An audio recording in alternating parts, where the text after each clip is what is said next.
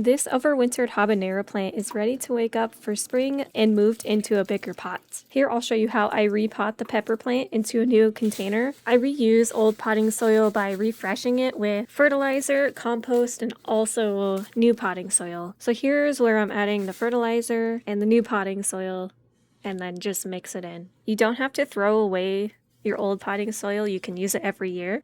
This basically is just adding nutrients into the potting mix and also bringing it back to life. You can add more perlite or vermiculite if the potting soil ends up being too dry and not holding water. Once I'm done with that, then I'm going to water it in. Usually when I'm starting seeds or I'm adding potting soil to the containers, I usually like to give it a little bit of water just so it gets rid of the air bubbles, and then also if it is hydrophobic, which means it's not taking any water, mixing it helps before you add it to the pot, because otherwise when you add the water after you put the plant in, the water could just stay on the surface. Mixing it helps the water incorporate into the potting soil. Now I'm going to add my potting soil to the 3-gallon grow bag that I have here. I'm using a nursery pot that is the same size as what the habanero plant is currently in. I saw this trick on a video where you just fill the soil around the smaller pot and then you take out the nursery pot, and then it'll be the exact same size as your plant that you're repotting.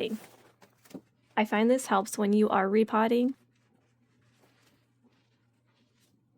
Now let's take the habanero plant out of this smaller pot and move it into the bigger one. Now this pepper plant, it pretty much didn't go dormant because it was indoors and it was in a warmer area and it just wanted to keep growing, and I just let it. Yami's over there looking like, what's going on? He's definitely intrigued.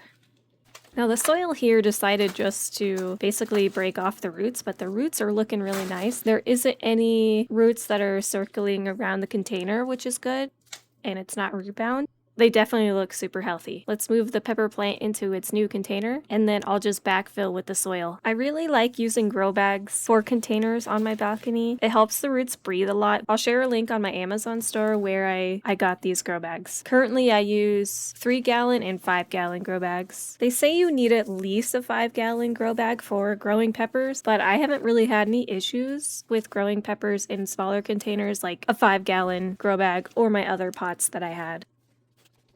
Here's the pepper plant all potted up. And now we just water. There's some dead stems that I'll be cutting off just to help it be nice and fresh. If you watch my previous video about overwintering my peppers, this pepper plant in particular had cut off all the leaves and the stems, but it has grown really nicely with new fresh leaves. It should produce a lot earlier in the season. Do you ever overwinter your pepper plants? I hope you enjoyed, and stay tuned for updates on the habanero and see how it grows throughout the year. You can also check out my Instagram that I've been posting all kinds of updates and pictures, all of my things in the garden. I will also share a link to my newsletter in the caption if you're interested in signing up. It is free. You just get weekly updates. Thank you so much for watching, and I hope you enjoyed